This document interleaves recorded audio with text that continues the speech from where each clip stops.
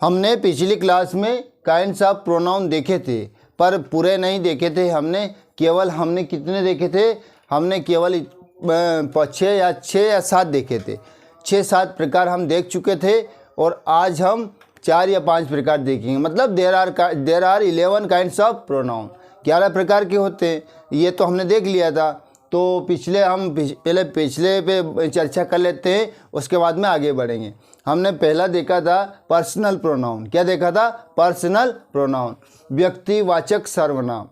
क्या देखा था हमने? व्यक्तिवाचक सर्वनाम, जिसमें उदाहरण भी देख लीजिएगा, बताया था मैंने। उदाहरण देख लीजिएगा, I, me, we, us, you, he, him, she, her, it, they, them. ये इतने उदाहरण जो है पर्सनल प्रोनाउन के है, ठीक है ना, पुरुषवाचक सर्वनाम के है। समझ में आया ना? पहला प्रकार कंप्लीट हुआ। फिर हमने देखा था पोसेसिव प्रोनाउन। क्या देखा था हमने? पोसेसिव प्रोनाउन, अधिकार सूचक देखा था। अधिकार सूचक में हमने एग्जाम्पल देखे थे, mine, ours, yours, his, hers और देयर्स। ये सारे उदाहरण पोसेसिव प्रोनाउन के होते हैं, अधिकार सूचक के होते हैं, अधिकार सूचक प्रोनाउन के होते हैं। फिर हमने देखा था डेमोन्स्ट्रेटिव प्रोनाउन। क्या देखा था हमने? Demonstrative pronoun. डेमोन्स्ट्रेटिव मतलब संकेतवाचक या संकेत सूचक प्रोनाउन देखा था, जो था this, that, these, those, such, the, same. ठीक, ये एग्जाम्पल थे किनके? डेमोन्स्ट्रेटिव प्रोनाउन के। तीसरा प्रकार हो गया हमारा, ठीक है।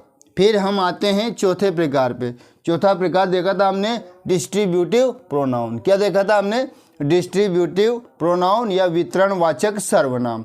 वितरण, डिस्ट्रीब्यूट करना, नाम से स्पष्ट हो रहा है, वितरणवाचक सर्वनाम। डिस्ट्रीब्यूटिव प्रोनाउन देखा था हमने, तो उसका उदाहरण भी देखा था हमने, ईच, इधर, नीदर। ये उदाहरण किसके थे? हमारे डिस्ट्रीब्यूटिव प्रोनाउन के देखे थे। ठीक है दोस्तों, बहुत काम आएगी। हमारे जो क्वेश्चन आएंगे ना आगे, बहुत काम आएगा उसमें। ये जो काइंड्स ऑफ प्रोनाउन है ना, बहुत ही काम आएगा आपके, यदि आपने समझ लिया है अच्छा तो। डिस्ट्रीब्यूटिव हो गया। फिर हमने क्या देखा था डिस्ट्रीब्यूटिव के अलावा? डिस्ट्रीब्यूटिव के अलावा देखा था रिसिप्रोकल प्रोनाउन। क्या देखा था हमने? Reciprocal pronoun. रिसिप्रोकल प्रोनाउन, ये यहाँ से रिसिप्रोकल प्रोनाउन देखा था। तो उसके उदाहरण भी देखे थे हमने, ईच, अदर, वन, अनदर। ये उदाहरण किसके थे? Reciprocal pronoun. मतलब रिसिप्रोकल का मतलब क्या होता है दोस्तों? रिसिप्रोकल का होता है पारस्परिक संबंध सूचक सर्वनाम। पारस्परिक संबंध सूचक सर्वनाम। फिर हमने क्या देखा था? फिर हमने देखा था निजवाचक सर्वनाम, मतलब रिफ्लेक्सिव प्रोनाउन। क्या देखा था हमने? रिफ्लेक्सिव प्रोनाउन, ठीक है ना, जिसमें क्या होता है, इस सर्वनाम में ACLF, सेल्फ, या SELVES, सेल्फ से लगा के बनाए जाते हैं। जैसे माई है तो माई सेल्फ, आवर है तो आवर सेल्फ या आवर सेल्व्स, ठीक है। देयर है तो दे है तो देम सेल्व्स, ठीक है। योर है तो योर सेल्फ, मतलब सेल्फ या सेल्फ से लगा करके बनते हैं ये निजवाचक सर्वनाम, ठीक है ना। तो ये हमने जैसे देख लीजिएगा उदाहरण भी, माई सेल्फ, माई में लगाया सेल्फ तो माई सेल्फ, आवर में सेल्फ से लगाया आवर सेल्फ से, क्योंकि प्लूरल है। हिम में लगाया हिम सेल्फ। बहुत सारे जितने भी इसमें सेल्फ या सेल्फ से लग करके बनते हैं वो है निजवाचक सर्वनाम। क्या होते हैं वो? निजवाचक सर्वनाम, ठीक है। रिफ्लेक्सिव प्रोनाउन की बात कर रहे हैं हम, रिफ्लेक्सिव प्रोनाउन की। फिर हमारा क्या आता है नेक्स्ट? हमारा क्या आएगा? रिफ्लेक्सिव हो गया। फिर अपना क्या आता है? एम्फेटिक, दृढ़ता या दबाव सूचक प्रोनाउन। दबाव सूचक प्रोनाउन, ठीक है ना। तो उसके उदाहरण तो यही हैं, यही उसके उदाहरण है, दृढ़ता सूचक या दबाव सूचक। पर उसमें एक चीज़ याद रखना है कि इस पर सब्जेक्ट पे जोर दिया जाता है ना। ये जो प्रोनाउन होता है ना, तो सब्जेक्ट पे जोर दिया जाता है, और ये सब्जेक्ट के तुरंत बाद इसका प्रयोग होता है। किसका?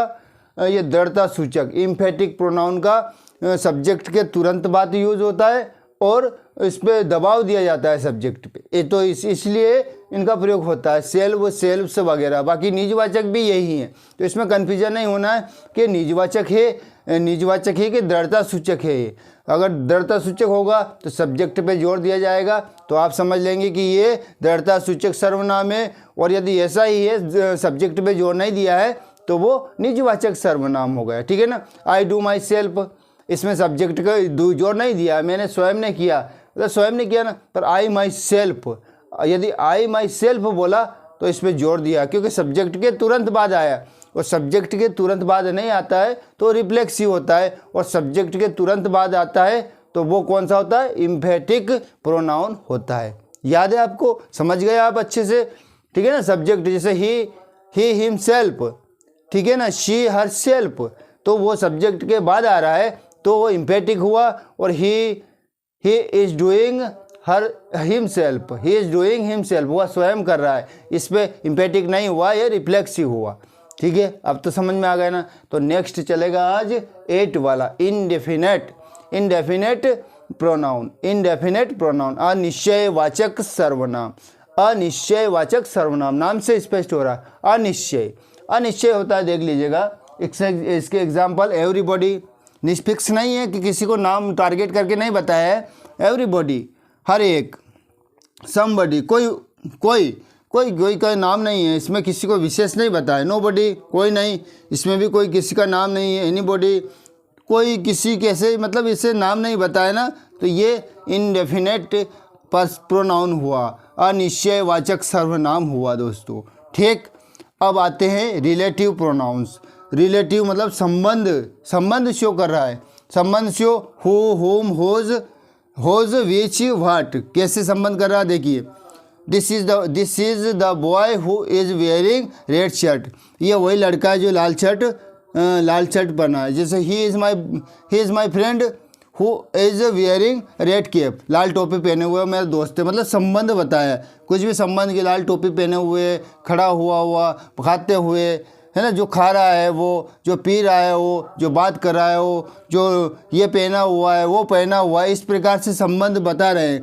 तो जो चीज़ें संबंध बताती है, ठीक है ना, वो संबंधवाचक सर्वनाम होता है, रिलेटिव होता है। और अब देखो इंट्रोगेटिव प्रोनाउन भी सेम है, इंट्रोगेटिव में भी यही उदाहरण है, पर ये इसके यूज अलग है। देख लीजिएगा, ये है ना इंट्रोगेटिव में who, what, who, where, which, when, जो सब जो चीज़ें इसमें आई, इसमें संबंध बता रहा है, क्योंकि ये वाक्य के स्टार्टिंग में नहीं आता है।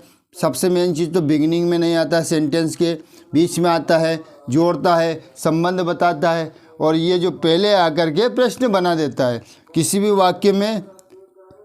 व्हाट, ठीक, व्हाट डज ही, जो भी बोलना है, what, where, what are you, जो भी बोलना है, तो ये क्वेश्चन बना देता है, और ये संबंध बनाता है, संबंध बताता है। तो क्वेश्चन और संबंध दोनों में अंतर हुआ ना, दो ही है तो सेम चीज़ है, दोनों में यूज भी समान शब्द हो रहे हैं, पर ये संबंध बता रहा है और ये प्रश्न पूछ रहा है। ठीक, अब आता है हमारा last exclamatory pronoun. Exclamatory pronoun, विस्मयादि बोधक। विस्मयादि बोधक में तो आप जानते हैं, आश्चर्य विस्मय जो होता है, वाह व्हाट अ बॉय, और क्या लड़का है, व्हाट अ गर्ल, क्या लड़की है, what a scene, what a nice, क्या है ये, क्या है, इस तरह से विस्मय और आश्चर्य की फीलिंग्स होती है ना, तो लगा है ना, विस्मय या आश्चर्य का फीलिंग सेंस बताता है, वो विस्मय अधिबोधक होता है। जैसे what a boy, what a girl, what a scene.